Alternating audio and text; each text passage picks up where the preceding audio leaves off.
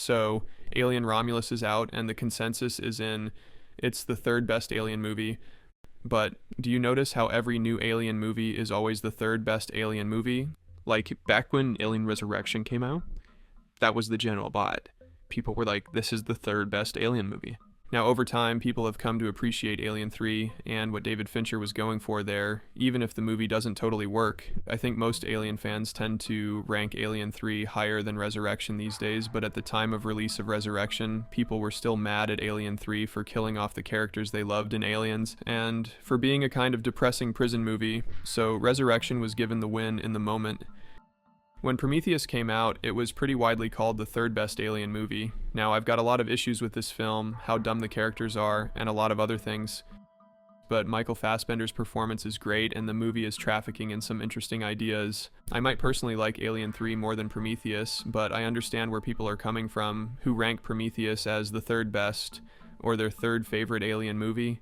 I'll try to avoid going on a Plinkett-level rant about how Prometheus ruins the space jockey. I've cried about that enough on quiet nights alone. Thanks, Ridley Scott. When Alien Covenant came out, a lot of fanboys were declaring it the third best Alien movie, the return of the classic Alien. I kind of hate this movie. The third act of Covenant is what I feared Romulus would be. I think this is just really bottom of the barrel, xenomorph as generic movie monster stuff. I'm not a fan of Covenant, but the consensus on release seemed to be that it was a return to form for the franchise and the third best Alien movie. Now, Alien Romulus is here, and it's the third best Alien movie. In this case, I agree. I really love this film. I had a fantastic time watching it, and it feels like the kind of movie that makes everyone happy, right? Prometheus fans have got to be jazzed by the fact that Romulus ties directly into that movie and brings back their black goo. The hybrid at the end even has engineer face. And those of us who thought Prometheus was a bit of a fumble are able to enjoy that this movie is pure 1979 Alien. This feels like it could have come out in '81 as a direct sequel to the original Alien, and I mean that in the best possible way. This movie is set between the original Alien and 1986's Aliens. It's a mid-quel, right? It kind of reminds me of those alternate Star Wars sequels that George Lucas drafted up. For those that don't know, prior to the release of the original Star Wars, George Lucas came up with a lower budget continuation that they would do if the movie didn't perform as well as they'd hoped, and if they couldn't get Harrison Ford back. These alternate concepts were turned into an Elseworlds type comic book at some point if you're curious. That's kind of what Alien Romulus feels like. Like, this is the sequel to 1979's Alien that they would have made if Sigourney Weaver refused to come back for a sequel. The aesthetic of the movie is amazing. It feels perfectly at home in the world, established in the original Alien, while also taking a lot of influence from Alien Isolation. The ending of the movie seems to be getting mixed reactions. Some people think it went too far, but I think this works. Like, in a way, I think it does cross the line, but I think it works. This ending feels like what they were trying to do with the ending of Alien Resurrection, but better.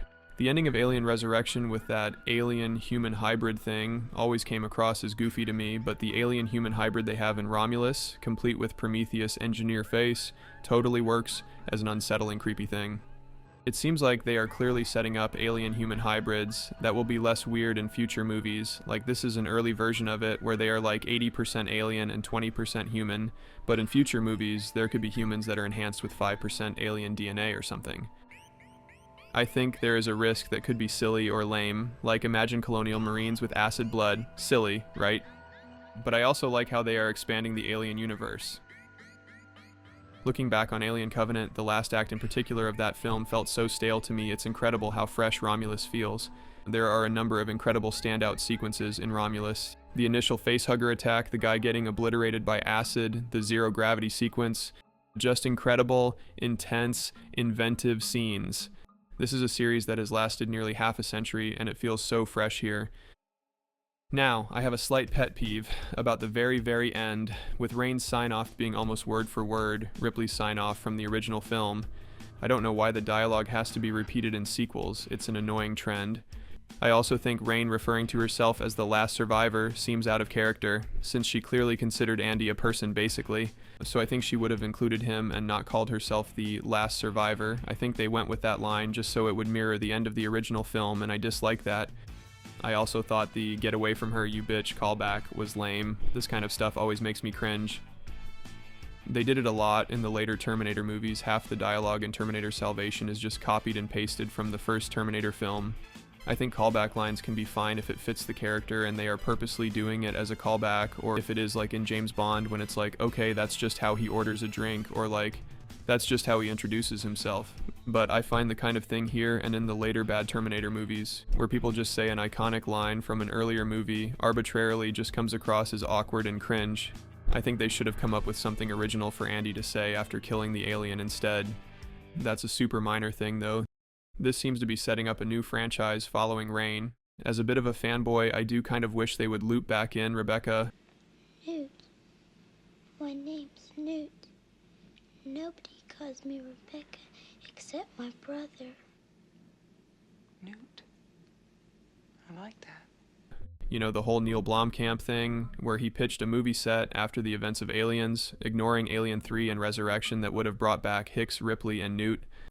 I like Alien 3 for the most part, but I'm okay with going in an alternate direction. It would be nice to see Hicks and Ripley again, even if in extremely small roles. I wouldn't want them as the leads since they're super old, but it would be nice to see them again. And you could cast someone like Micah Monroe or Samara Weaving as Newt and explain why she didn't age as much as Ripley and Hicks by having her come out of cryosleep early in the film.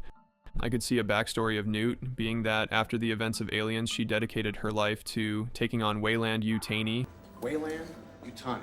Because of what happened to her family, and this leads her to finding Andy and Rain, and to the Remus side of the Romulus and Remus ship established here. I think that would be cool.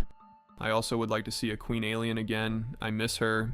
As for how I would rate Alien Romulus, I think it's the third best Alien movie.